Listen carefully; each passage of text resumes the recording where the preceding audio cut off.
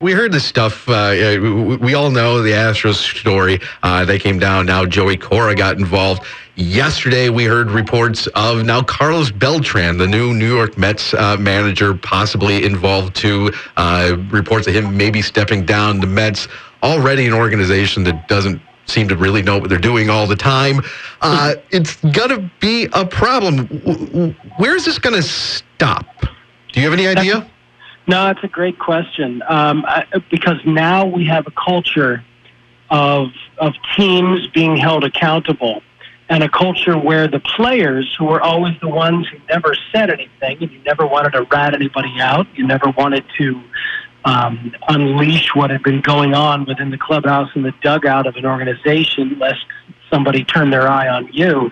We now have a culture where, thanks to Mike Fiers, first of all, and then the guys who spoke about the Red Sox. A brave man, by the way, Mike Fiers, going on and kind of ratting everybody out. You know what? It all goes back to him and the way he did it. And you look back at the tone of what he said and how he said it. It came from an honorable place. It came from a place of, you know what? This is costing people jobs. Mm-hmm. And it is, like, kids who were getting called up. That's who he was talking about and thinking about, were these young guys who would come up, get destroyed by the Astros in Houston, get sent back down, maybe never get another cup of coffee, or maybe, have their careers affected. And there's a million stories in that direction. But I mean, just look locally. I mean, Yu Darvish, he's been very vocal about what happened to him in Game 7 of the World Series. By the way, Yu Darvish handling this just wonderfully. He's an adult, and he has showcased himself as a sensitive, thoughtful adult for the entirety of his career, actually. And sensitive sometimes to a fault when it comes to the toughness required mentally and emotionally to be a pitcher every day. But he's wrapped his arms around the situation, and he's got it under control. But yeah, a tremendous amount of grace from Yu Darvish. But Mike Fiers has created this culture where, people are being honest about it all of a sudden. So in terms of where it ends, there could be a few more organizations. It depends on how many people end up willing to come forward, how many owners get as disgusted as Jim Crane got in Houston to cooperate fully with the commissioner and help the franchise that he has built be dismantled right there in front of us. It's pretty remarkable. And of course, the owners are the allies of the commissioner and vice versa. So that's a big part of this. And, it's an amazing moment, because what you're seeing is the commissioner and the owners rally together and try to do things for the good of the game and for the good of the public relations of the game. And they don't have to consult the players to do it. As long as they don't penalize the players themselves and end up in a tizzy with the players' union, none of this stuff has to be collectively bargained. None of it has to be discussed. They don't have to give anything in return. They don't have to wait, which is why, unlike the steroids scandal, the steroids era, which took more than a decade to unfold in the slightest, more than a decade between McGuire and Sosa in '98, and then the Mitchell report and Congress getting involved. We don't have that kind of delay. We have the commissioner's office being able to act on baseball's best interests, and it's been very welcome. I know some people think the punishment has not been severe enough, but I think it's actually been very severe and has sent a massive message. And the swiftness and directness with which it's come, I think, has been and will be very effective. You brought up the steroid scandal, and I've heard a lot of analogies being brought to that. I personally feel it's kind of apples and oranges, because the steroid scandal was tacitly approved by baseball. That was definitely looking the other way. I feel like baseball may have learned from that and are taking a proactive approach to this, or do you think there may have been more behind the scenes before the dam broke on this? No, I think there was, and I don't even think it was behind the scenes. When you look back, the timeline of it is that in 2014, when every team gets a replay room very near the dugout so they can get involved in the reviews, the umpires' reviews of the replay system, then the floodgates open in terms of the technology. Then you have the Apple Watch scandal with the Red Sox and the Yankees in 2017, and that is followed by the commissioner sending a memo to every single team, explicitly warning them against using technology for this and telling them that penalties will come. So from that moment forward, I mean, and that's a pretty swift response. That's swifter than anything that happened in the steroids era. And then from that moment forward, we get to hear really the next thing that happened since the Apple Watch scandal is Mike Fiers talking to The Athletic, and then this investigation. And here we are, it's 2020, and we've got penalties of this magnitude, ongoing investigations, more fallout to come. I think it's a very swift response. And sign stealing itself is more than tacitly accepted, but sign stealing with technology is explicitly prohibited. And it's fascinating because we've always talked about where you draw the line with this stuff. Even in the 2017 ruling that Rob Manfred made about the Apple Watch, he said that he didn't come down quite as hard on the Red Sox because he found out they were stealing signs in methods that were okay. That they were, and so even then, he was drawing, there was grayness, and he was drawing the line at technology and did so explicitly in that ruling because it's still, if you're smart enough to steal a sign when you're in the dugout or you're on the base paths, good for you. If you're using high-speed cameras and algorithms and analytics to do it, and that's against the rules, and now we know what happens. Talking to Matt Spiegel, 6-7 to score about baseball shenanigans right now. When this first broke, a lot of people piling on the Astros, rightfully so, who had a bad 6 months, maybe even more, from the Taubman incident. Just not a lot of good things going around them, and a lot of insiders said, "Be careful of throwing arrows at the Astros because this is pretty widespread, and we've seen it spread now to the Red Sox. Now it's infecting the Mets." To bring this back kind of a little bit locally, I've heard some whispers. Some people have broken down the home road splits of the team north of us here, the Milwaukee Brewers. Again, I don't know the ins and outs of the numbers that well. Have you looked at those splits? Do those raise your eyebrow at all? Is Milwaukee involved as well? I don't know. I don't have anything to base it on other than the splits. I really don't. And there's been conversation from Darvish about, seeing Christian Yelich looking out towards the bullpen and maybe a bullpen catcher with the arms raised and the arms dropped. I think it's entirely possible that something is going on with a few other organizations, and Milwaukee would fit the profile in much of the same way that we used to talk about certain voice guys fit the profile. But sometimes those guys, there were a couple occasions where those guys were not cheating. So, and I used to be somebody who ended up defending certain people like that. Jose Bautista was a guy who everybody thought was cheating, but really he had completely revamped his swing and was on the forefront of the launch angle revolution and the contact point revolution in terms of trying to pull everything to the upper deck.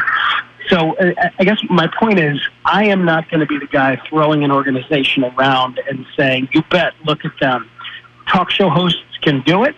And when I'm in talk show host mode, perhaps, but when I'm really trying to think clearly, analytically, and fairly, I need more than just splits and one or two minor anecdotes. I need people to come forward, and maybe they will.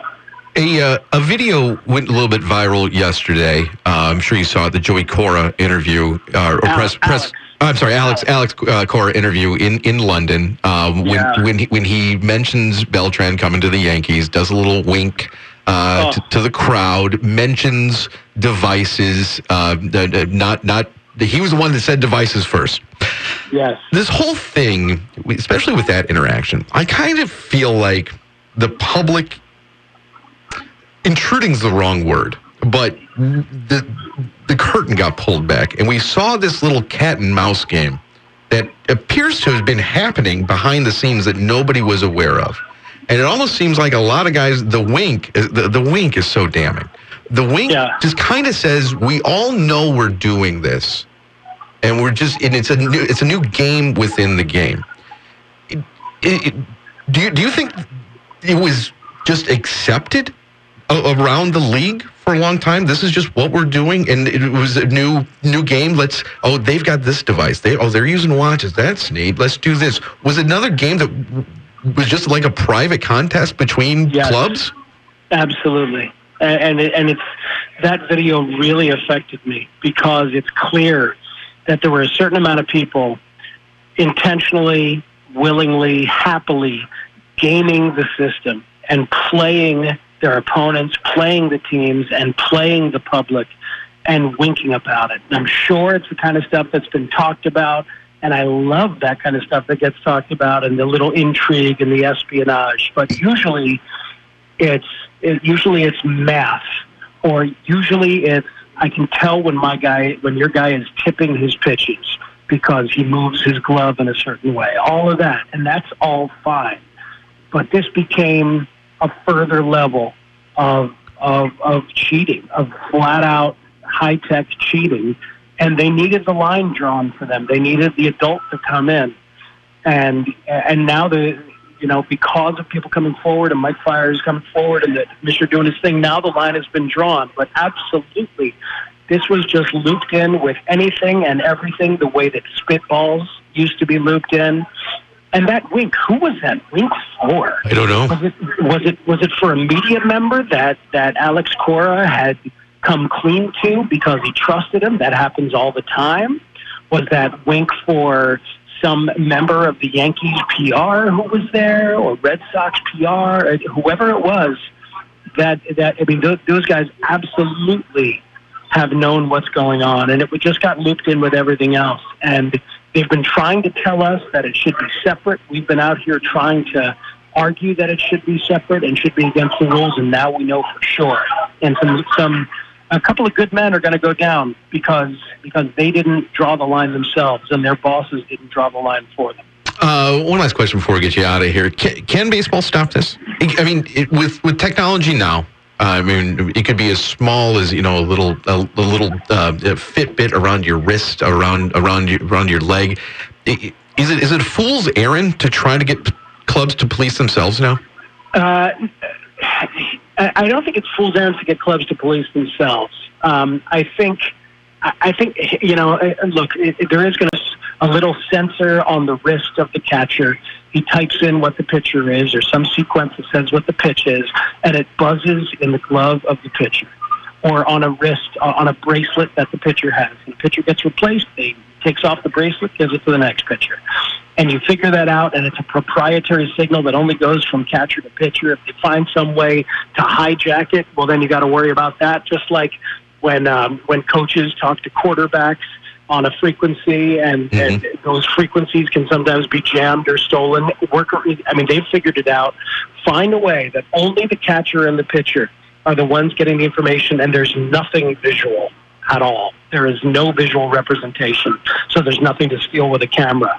The other thing is, and this will take a little doing, but I think it should happen, is get rid of those replay rooms adjacent to the dugout. There's absolutely no reason that guys should be able to scream from the dugout to the replay room and back and forth. I know hitters need to work on tape and look at how they're being attacked. You can figure that out some way, but there is no replay room. So get rid of the manager's reviews. Add an extra umpire, put him up in the press box, an eye in the sky. He looks at plays, he decides if they're close enough to get reviewed, and he sends it to like the final 2 minutes of a football game. That's the way that reviews happen. Take it out of the manager's hands so he's not looking back to a buddy sitting in front of a monitor. One last thing before I let you go. Kind of a personal question. You love baseball. It's part of your life. It's part of your career. Is a little part of you kind of excited that this is happening under your reign of covering baseball? Is there a little part of you that's like, oh, this is kind of neat to cover right now?